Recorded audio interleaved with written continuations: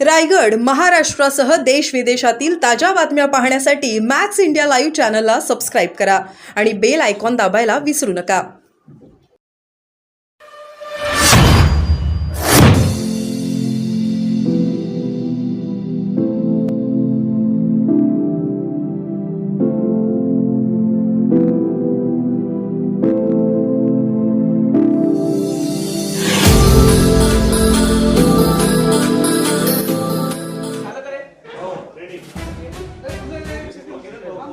अरे बोल ना बाबा.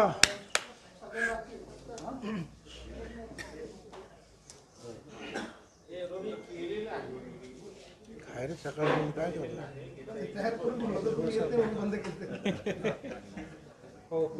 काय करू? बोला बोला बोला. महाराष्ट्रामध्ये सत्ता आकाश साहेब, महाराष्ट्रामध्ये सत्ता स्थापनेचा पेच जो आहे तो अद्यापही कायम आहे. सूत्रांनी जी माहिती दिली त्यानुसार गृह खात्यावर हे सगळं आणलेलं आहे. तुम्ही गृहमंत्री राहिलेला आहात. गृह खातं इतकं महत्त्वाचं का आहे, त्याच्यासाठी इतकं नाही पेस वगैरे काही नाही आहे. मध्ये जे आहे 2-3 दिवस जे आहेत प्रधानमंत्री महोदय आणि गृहमंत्री अमित भाई शाह हे भुवनेश्वरला होते.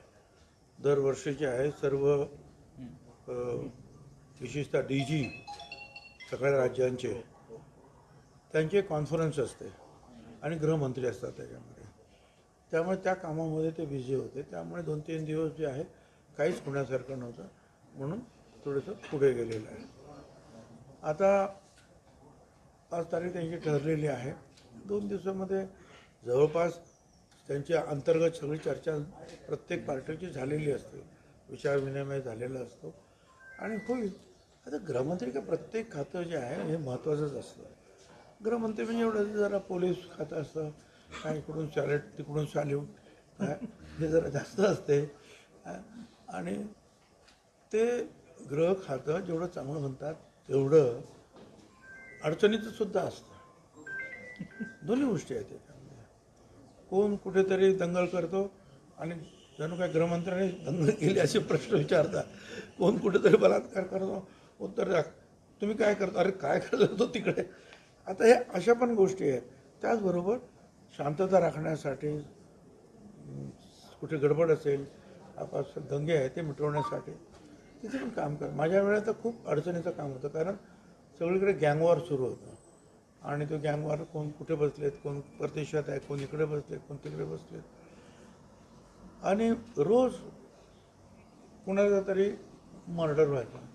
कधी मिल मालिक खटाव यांचा मर्डर, कधी हॉटेल मालकांचा कधी डॉक्टर मोठे मोठे डॉक्टर त्यांच्यावर हल्ले. राकेश रोशन जे आहेत ऋतिक रोशनचे त्यांना गोळी मारली होती. ते नेमकं मी होम मिनिस्टर झालो त्यावेळची परिस्थिती ती त्यांच्या असं इथे लागून ते गेली होती. थोडी जर गेली असते आणखी अर्धा इंच आतमध्ये तर ते गेले असते. तर या अशा परिस्थितीमध्ये जे आहे माझ्या वेळेस काळी दिवाळी साजरी करत होते. काळी दिवाळी साजरी करत होते त्यावेळेला आणि लग्न वगैरे करण्यासाठी मुंबईत लग्न करायचं टाळत होते लोक, मोठे लोक बँगलोर किंवा अहमदाबादला जायचे. व्यापाऱ्यांनी काळी दिवाळी साजरी केली होती. अशा परिस्थितीमध्ये मला काम करावं लागलं. परंतु त्यावेळेचे माझ्याबरोबरचे असलेले सर्व जे पोलीस कमिशनर वगैरे जे आहेत, डेप्युटी पोलीस कमिशनर वगैरे सगळे, त्याने फार चांगलं काम केलं आणि संपूर्ण मुंबई महाराष्ट्रातलं गँगवॉर जे आहे पूर्णपणे त्यांनी कंट्रोल केलं. बाकीच्या त्या गोष्टी ज्या आहेत त्या मग त्या मानाने फार छोट्या असतात काय, परंतु हे सगळं थांबवणं फार कठीण होतं.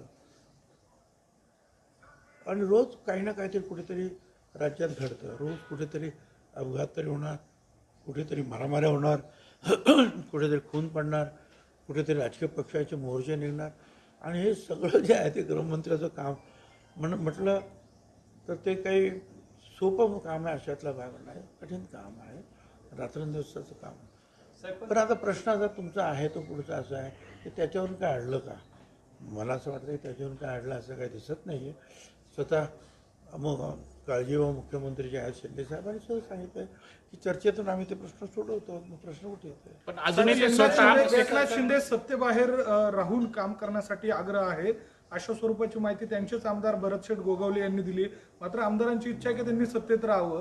कसं बघता या सगळ्या याच्याकडे? मग मी काय तसं ऐकलं नाही. आणि बाकीच्या गोष्टी ज्या आहे तुम्ही नेहमी सांगता सूत्र, ते सूत्र त्याचा मी अजून पत्ता शोधतो. हे सूत्र कुठे आहे? हे होणार आहे सूत्र, ते होणार आहे सूत्र. मी अनेकांना विचारलं त्या सूत्राचा नंबर तर द्या मला. कुठं राहतो, काय करतो हे सूत्र. आणि आम्हाला जे काही माहीत नसतं त्या सूत्राला माहिती असते. साहेब तुम्ही आता सत्तेतलेच सूत्र म्हणून मुख्यमंत्री कोण होणार आहेत हे सांगून द्या मग आता. अरे मुख्यमंत्री सरळच आहे. मुख्यमंत्री भाजपचे मुख्यमंत्री होणार. भाजपचे 132 144 झाले की सरकार बनतं. भाजपचे 132 असल्यानंतर सरकार मुख्यमंत्री त्यांचाच होणार ना. त्याचा विचारणं काय? ते बिनसूत्राशिवाय तुम्ही जाहीर करू शकता. पण एकनाथ शिंदे कुठेतरी ठाम असल्याचं बघायला मिळतं. आज देखील त्यांनी वक्तव्य केलं की माझ्या नेतृत्वावरच निवडणुका या झालेल्या होत्या. नाही, मला माहिती नाही. आजारी होते ते, ठाम वगैरे काय माहीत नाही मला. आणि स्वाभाविक आहे ते काय अजितदादा काय किंवा फडणवीस काय की इतर लोक भाषणं करून करून करून कुठे ना कुठेतरी या घशावर जाऊन प्रचंड बोलून ताण येतो आणि मग ताप वगैरे वगैरे. तर त्यामुळे ते शिंदेसाहेब आजारी होते.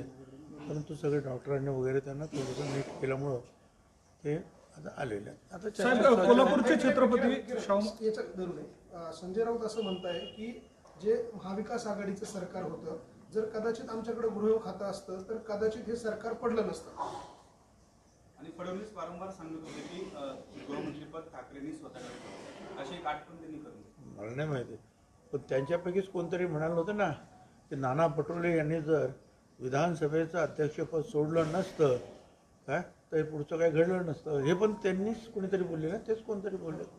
आठवा. कधी कधी ते सोयीचं बोलण्यात काय अर्थ आहे? साहेब कोल्हापूरचे छत्रपती शाहू महाराज सोबत नसते, हा? अजित पवार सोबत नसते तर आमच्या देखील 100 जागा आल्या असत्या असं गुलाबराव पाटील म्हणतात. ठीक आहे. आता गुलाबरावचं ते मत आहे. समजा गुलाबराव ते बरोबर नसते तर आमच्या 100 आल्या असत्या. आहे काय त्याच्यामध्ये? काय शेवटी या तिघांनी मिळून जो चांगले निर्णय घेतले काय, मग ते लाडक्या बहिणीच्या संदर्भात असतील, ओबीसीना प्रोटेक्ट करण्याच्या संदर्भात असतील, शेतकऱ्यांच्या बाबतीत चांगले निर्णय, त्या चांगल्या निर्णयाचं फलित जे आहे, मग ते लाडक्या बहिणीच्या संदर्भात असतील, ओबीसीना प्रोटेक्ट करण्याच्या संदर्भात असतील, शेतकऱ्यांच्या बाबतीत चांगले निर्णय, त्या चांगल्या निर्णयाचं फलित जे आहे ते महायुतीला मिळालं. त्याच्यामध्ये एक पक्ष असता तरी त्याला तेवढंच मिळाले असते. एवढं मोठं यश 2 पक्ष असतील तरी 3 पक्ष तरी कोणी असतं तरी ते चांगल्या निर्णयाचा हा परिपाक आहे. साहेब कोल्हापूरचे छत्रपती शाहू महाराज यांचा काँग्रेसकडून अपमान झालाय अशा स्वरूपाचा आरोप होतोय. गांधी परिवार खुर्चीवर बसून होते, शाहू महाराज मात्र उभे होते. ते फोटो सोशल मीडियावर मोठ्या प्रमाणात मला व्हायरल काही होत आहेत. माहित नाही. मी काय पाहिलेलं नाही. मला काय साहेब राज्यपालांकडे दावा न करताच कुठेतरी चंद्रशेखर बावनकुळे शपथविधीची तारीख घोषित केली आहे. त्यामुळे कुठे त्या औचित्याचा भंग झालाय का असं देखील? आज काय औचित्याचा वगैरे भंग झाला. उद्या राज्यपालाला वाटलं की नाही 5 तारीख नाही 6 तारीख तर 6 तारखेला. परंतु जे आहे जर राजभवनाच्या बाहेर जर करायचा असेल हा कार्यक्रम तर साहजिकच तयारीला जो आहे प्रचंड वेळ लागतो. सगळ्या देशातले बीजेपीचे आणि बीजेपीला सपोर्ट करणारे मुख्यमंत्री, परत प्रधानमंत्र्यांसहित अमित शहा साहेबांबरोबर जे सगळे मंत्री ते सगळे हजर राहणार. आता हा मोठा कार्यक्रम करायचा म्हटल्यानंतर तो काय आता आज ठरलं ना उद्या कार्यक्रम करायचं नाही. ते 4-5 दिवस अगोदर ठरलं तर ते बाकीचं जे मंडप या सगळ्या कामं कोणाला आमंत्रण पत्रिका कोणाकोणाला द्यायच्या काय करायचं ह्या सगळ्याचा वेळ लागतोच ना. पण त्याच्यासाठी एक डेटलाईन ठरवली की मग त्या कामाला वेग सुरू होतो. साहेब महादेवाला आपल्या काही पदाधिकाऱ्यांनी साकडं घातलंय. आपण पालकमंत्री व्हावं यासाठी अभिषेक देखील करण्यात आलेला आहे. असं आहे की ठीक आहे. मी त्या सगळ्यांचे आभार मानतो काय. आणि आहे लोकांची काय श्रद्धा आहे परमेश्वराकडे मागणी घालायची वगैरे वगैरे. आता आनंदाची गोष्ट आहे. मी माझ्यावरच्या प्रेमाबद्दल मी त्यांचा आभारी आहे. परंतु हे सगळे शेवटी जे आहे हे सगळे लोक बसतील मग कोण मंत्री होणार हे ठरवणार. कुठली कुठली खाती जाणार, मग हे ठरवणार, मग ते झाल्यानंतर मग ते पालकमंत्री ठरवणार आणि तिन्ही पक्षाचे जे प्रमुख लोक जे आहेत ते एकत्र बसून ठरवतील. साहेब, भारतीय जनता पार्टीमध्ये मुख्यमंत्री पदाचा चेहरा अजून ठरत नाहीये. हा? नेमका तो मुख्यमंत्री कोण याबाबत अजूनही संदिग्धता आहे. महिला मुख्यमंत्री अजून महाराष्ट्राला मिळालेले नाही. तुम्हाला असं वाटतं का की महिला मुख्यमंत्री? आता भाजप मुख्यमंत्री ठरवणार ना, भाजपला ठरवू द्या ना, तुम्ही आम्ही कशाला ठरवायचं मग? नाही, पण ते ठीक आहे, तो ते चेहरा ते शोधाल, पण एखादी महिला मुख्यमंत्री व्हावी असं वाटतं का? असं तुम्हाला वाटत असेल पण तुम्ही ते करू शकणार आहात का? करणारे ते आहेत ना, त्यांच्यावर सोडून द्या, त्यांना सगळं कळतं आहे काय. त्यांनी काही आजच ते निवडणूक लढत नाहीत की एकच राज्य नाही, अनेक राज्य त्यांच्याकडे आहेत, अनेक मोठे अनुभव त्यांच्याकडे असतात, ते बरोबर करतात. योग्य वेळेला महिलांचा सुद्धा मान या राज्यामध्ये राखला जाईल. शेवटी एक लक्षात घ्या, अमेरिकेमध्ये अजूनही जे आहे महिला राष्ट्रपती होत नाही, पण या देशामध्ये 2-2 वेळा महिला राष्ट्रपती झालेल्या आहेत, बरोबर, प्रधानमंत्री सुद्धा झाले. हा फरक आहे. हा म्हणजे याचा अर्थ असा आहे की या देशामध्ये फुले शाहू आंबेडकरांच्या मार्गाने जाणारे लोक आहेतच ना, सगळ्यांना बरोबर घेऊन जाणार. होईल ते साहेब, 5 समाविष्ट होऊ पाहणाऱ्या आमदारांचं जे आहे ते रिपोर्ट कार्ड अमित शहानी मागवल्याची माहिती काय सांगता? मला नाही माहिती. हे 5 तारखेला जो कार्यक्रम मुंबईमध्ये पार पडतो मुख्यमंत्र्यांचा शपथविधी सोहळा, त्यामध्ये राष्ट्रवादीचे नेमकं किती लोक शपथ घेतील काही त्या माहिती संदर्भात नाही. काही माहिती? आता शिंदे साहेब आलेले आहेत काय, ते आणि फडणवीस साहेब असतील किंवा हे काय अजित दादा वगैरे आणखी प्रमुख लोक बसतील, ठरवतील. साहेब, एका रात्रीत सत्तेत येऊन आम्ही मांडी लावून बसू शकतो, 1 महिन्यातच गुड न्यूज कळेल असं शरद पवार गटाचे निलेश लंके म्हणतात. काय एका रात्रीत आम्ही सत्तेत येऊन मांडीला मांडी लावून बसू, 1 महिन्यातच गुड न्यूज कळेल असं शरद पवार गटाचे निलेश लंके म्हणतात. कोण म्हणतं? निलेश लंके. म्हणजे ते इकडे येणार आहेत काय? माहित नाही मला. म्हणजे पवार साहेबांना सोडून येणार तिकडे? पवार साहेब तर काय येणार नाही. हां, मग कसे काय बसणार? त्यांना म्हणजे एवढ्या लवकर सोडायचा सुद्धा विचार केला का काय? पूर्ण म्हणजे शरद पवार गटच पूर्ण पक्षच. मला नाही कळलं. मला तर तूर्त तरी मला तसं काही वाटत नाही. आणि ते रात्र कधी उजाडणार आहे तेही मला काही कल्पना नाही. हिंदूंची लोकसंख्या त्यांनी कुठली रात्र सांगितली नाही ना. हिंदूंची लोकसंख्या कमी होतोय, त्यामुळे RSS चीफ मोहन भागवत यांनी किमान 3 अपत्य हवेत अशा पद्धतीचं एक आवाहन केलेलं आहे. ना त्यांचं मत मांडलेलं आहे त्यांचं. हां, सरकारनं अगोदर सांगितलं की बा लोकसंख्या कमी करा, परंतु एकूण जो काही विचार काय केला असेल त्यातून त्यांनी जो त्यांचं मत मांडलेलं आहे.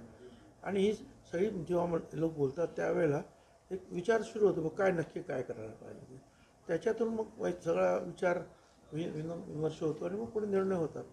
धन्यवाद सर. मधुकर पिचड यांची प्रकृती चिंताजनक आहे, त्यांच्यावर नाशिकमध्ये उपचार सुरू आहेत. आता त्यांची प्रकृती चिंताजनक असल्याची बातमी कुठे आहे ते पण? इथं 9 हो का? बघू, मला तर आताच कळलं की चिंता आहे ना, मी जातो बघायला.